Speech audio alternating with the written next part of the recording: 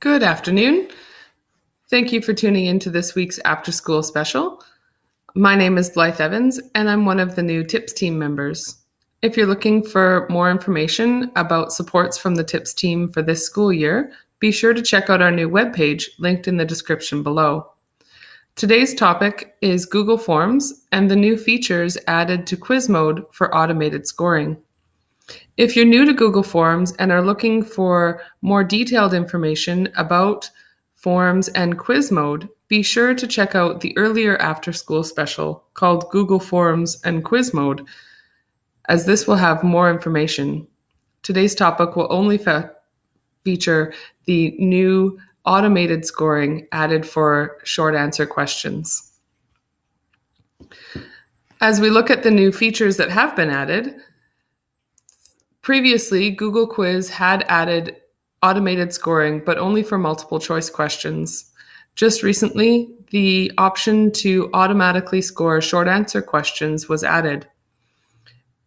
Because students may enter different answers that are still correct, you have the opportunity to enter multiple correct responses in anticipation of what students may answer.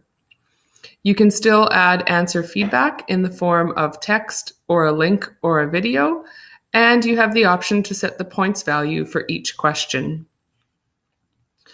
As we look at the practice quiz that I've set up here, here's my first question that has a short answer response. And you can see here that I've already added 3 possible answers that could be correct. I can add a 4th one if I choose. Maybe students will add the www in front and then type the URL that they know. And that could also be entered as a correct answer. I tried entering a number of different correct answers. I got down to over 10 and it was still allowing me to enter more possible answers.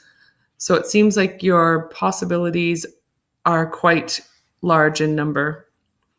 If you want any other response to be answered as incorrect, then you would check this box, or you can just turn it off and accept any answer, which would then need to be reviewed by the teacher.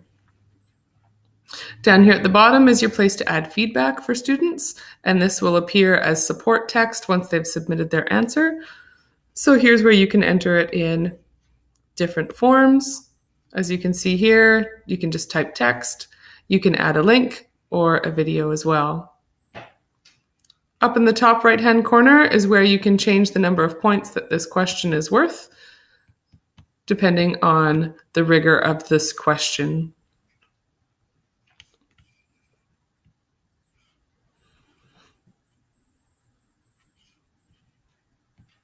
I've created a few other questions below so that we can see how they appear in the response screen.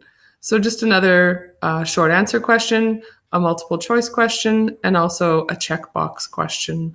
All of these are able to be marked during the automated scoring process.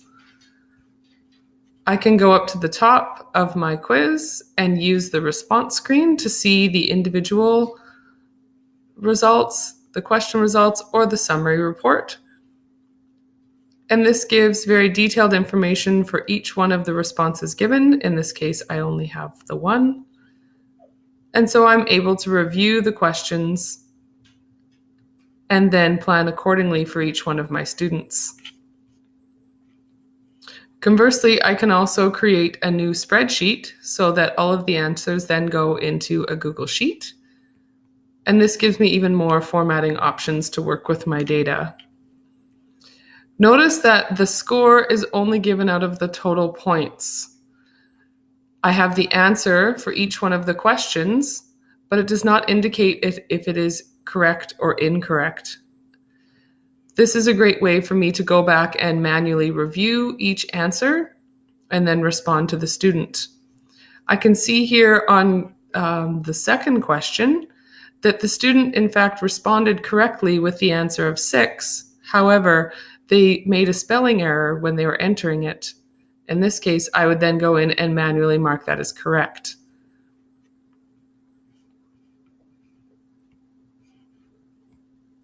Some suggestions when using this new automated scoring for short answer questions are to review your own quiz prior to giving it to students especially when using it for high stakes purposes or assessments. There is an option in the settings to manually review each one of the answers prior to releasing it to students. And this would be a good option, again, for more high stakes assessments. There is an opportunity here to allow students to use this as a practice tool so that they can get used to entering their responses in a digital format. You want to check some of your regular settings in regards to what students see after they complete the assessment, how many entries they can give, and if they can edit their response afterwards. If you choose to create a spreadsheet, as I said, then you have options for formatting it. And of course, you can always try other add-ons for sheets that mark automatically, like Flubaroo. What could this look like in the classroom to support your teaching?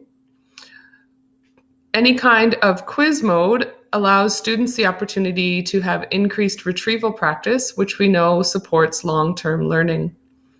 Students could use the quiz mode with the automated scoring independently so that they are self-quizzing, and that would allow them to have immediate feedback for tasks for which that would be valuable.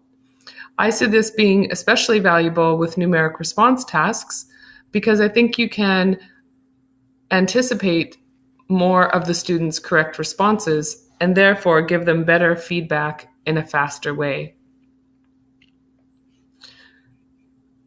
Before we close, I just want to guide you back to the settings that I mentioned a few times. So double checking to make sure that your quiz is functioning in the way that you want it to with the automated scoring. So limiting responses, being able to edit,